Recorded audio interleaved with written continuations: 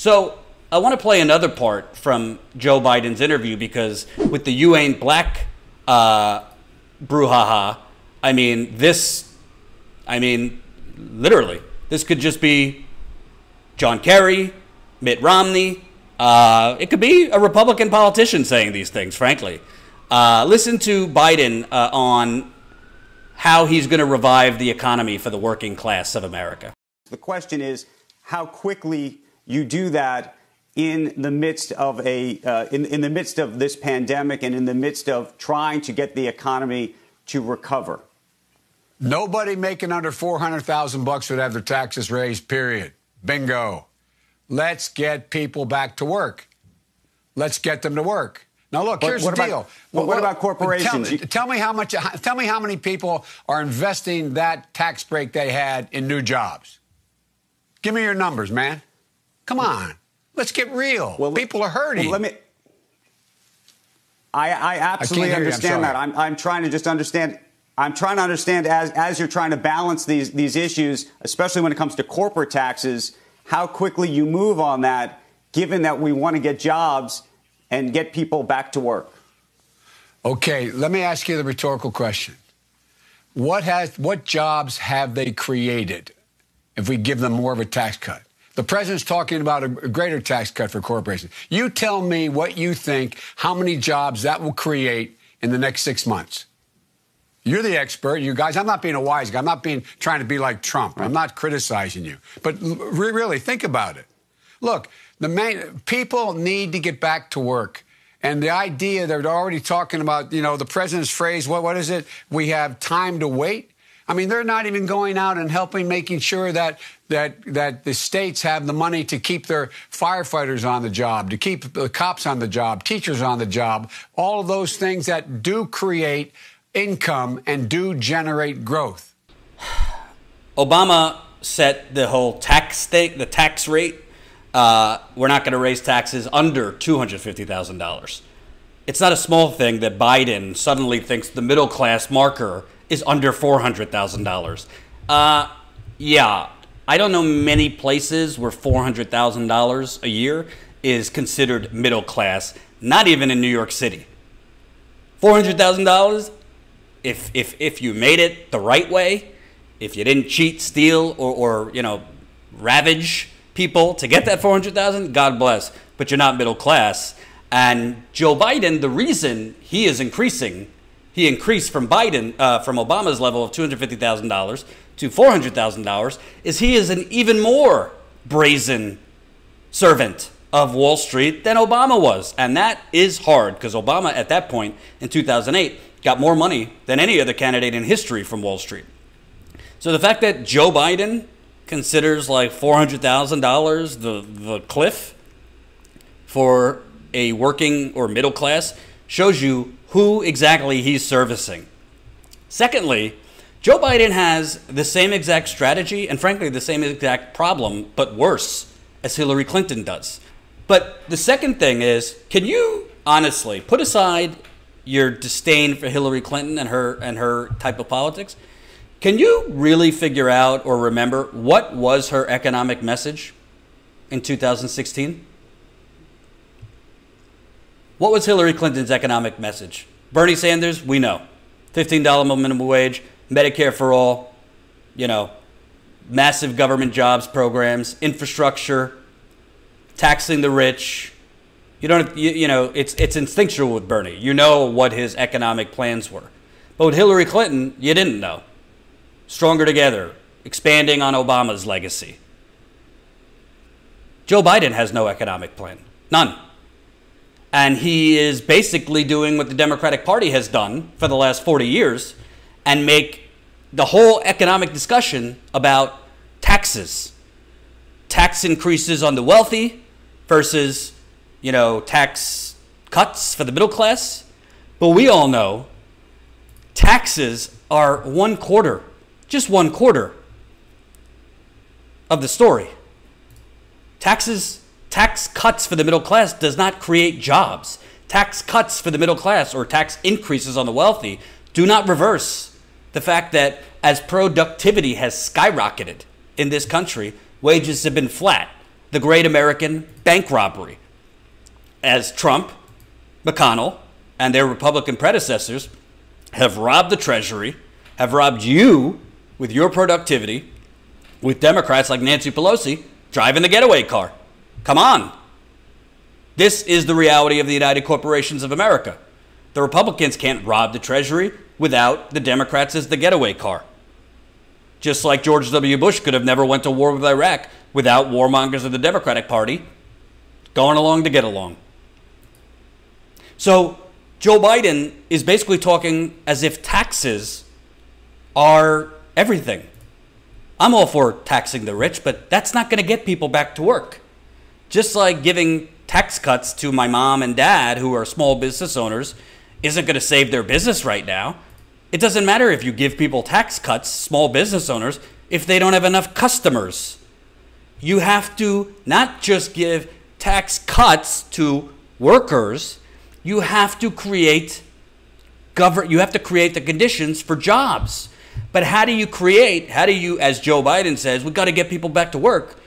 How are you going to do that if you, Joe Biden, and your cohorts in the Democratic Party with the Republican Party have both sold the jobs to China, Mexico, and other countries, have decimated the industrialized Midwest, have already started to allow companies automizing. I don't agree with Andrew Yang on a lot, but he is right about the jobless economy that's coming. In part, it's already here. Haven't invested. I mean, we haven't had a real government jobs program since FDR. That's how you create jobs. The government can help create jobs. But the government has helped create more jobs for China, Mexico, and other countries. And I don't blame the Chinese workers who are desperate to make a living, even though they're getting exploited with those starvation wages. I don't blame the Mexican workers either for the same thing. I blame Joe Biden. He pushed NAFTA. To this day, Bernie, frankly, I don't know why he didn't hammer him more on TPP, because if Joe Biden becomes president, I don't care what the hell he says during the campaign. Last year, he was advocating for the TPP. Last year, he was advocating for the TPP. If the TPP passed, it would be the final nail in labor's coffin. The Trans-Pacific Partnership. So when he says, come on, get people back to work, there is no there. There's no actual specifics. How are you going to get people back to work? Are you going to force these companies to hire people back? Are you going to penalize companies that have gotten bailout money but not hired back all of their workers? Are you going to, not like Trump, because Trump's tariffs have been completely irrational, not strategic, but are you going to penalize corporations that offshore jobs? No, because they are giving you all your money. They're the ones funding your campaign. They're the ones that would fund your reelection if you become president. They're the ones funding your Democratic Congress. So everything he's saying is Trump is the Antichrist, just like Hillary Clinton said Trump is the Antichrist. But they have no actual plan to bring back jobs. You can't bring back jobs if you don't radically, and I mean radically, rewrite these trade deals where they're not written by banks and multinational corporations. You cannot bring back jobs if you don't create with government money jobs programs. You know how you help black communities? You invest massive amounts of dollars in jobs programs in Baltimore, Ferguson, Milwaukee, Detroit, Flint. That could be the start of our Green New Deal. It's not only black workers, a lot of poor white workers, a lot of poor Latino workers. But he's not going to do that. Just like he said in this interview, he's not for eliminating fracking. I mean, this is somebody, again, I started this live stream by admonishing Trump, retweeting Hillary Clinton's a skank and fat shaming Stacey Abrams and saying Nancy Pelosi has 3 eyebrows. To some, this might sound funny, but this is the President of the United States saying these things. Any Democratic presumptive nominee with a pulse should be crushing Donald Trump. Their problem should not be that Bernie Sanders supporters aren't donating. Their problem should be their server can't handle the amount of donations coming in. against this dangerous clown. But because he will not budge. He will not budge at all. As of now, if the election were held today, I don't care what the national polls say. I'm not a polling truther, but the polls said a lot of things in 2016.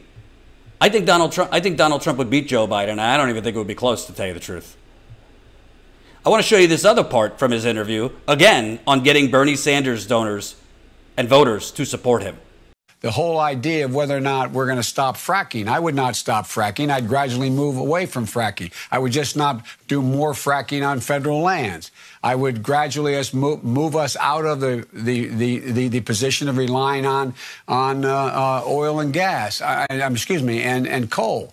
Look, Joe, one of the things you've seen is that no one's going to build another coal-fired plant.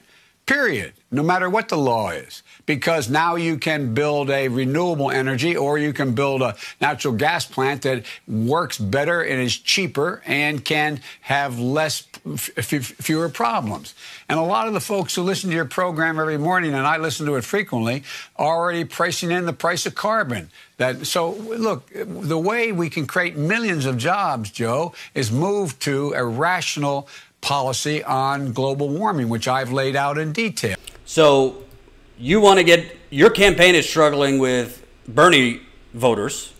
Big portion of Bernie voters is young people. Older people care too, but young people primarily.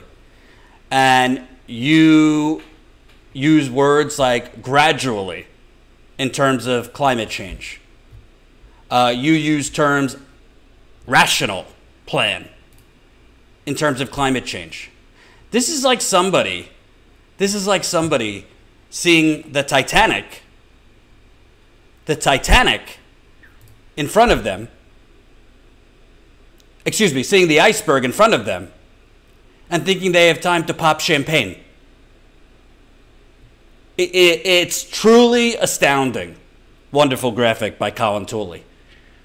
I don't know what, I mean, he does live in his basement, so maybe he hasn't been around the country and the world that much lately. I don't know how much time these neoliberal corporatists like Joe Biden think we have to save mankind. I really don't. I don't know if they care, to be honest, because they will be long gone when the inferno comes. But we're not going to get rid of fracking. We are going to phase it out gradually, which, let me just translate that to you, means not under Joe Biden's presidency. Not in 4 years, not in 8 years if he ran 2 terms. Ain't gonna happen. Hope you enjoyed that last video. Hop on over to statuscoup.com where you can sign up for our email list and become a member for as low as $5 to $10 a month.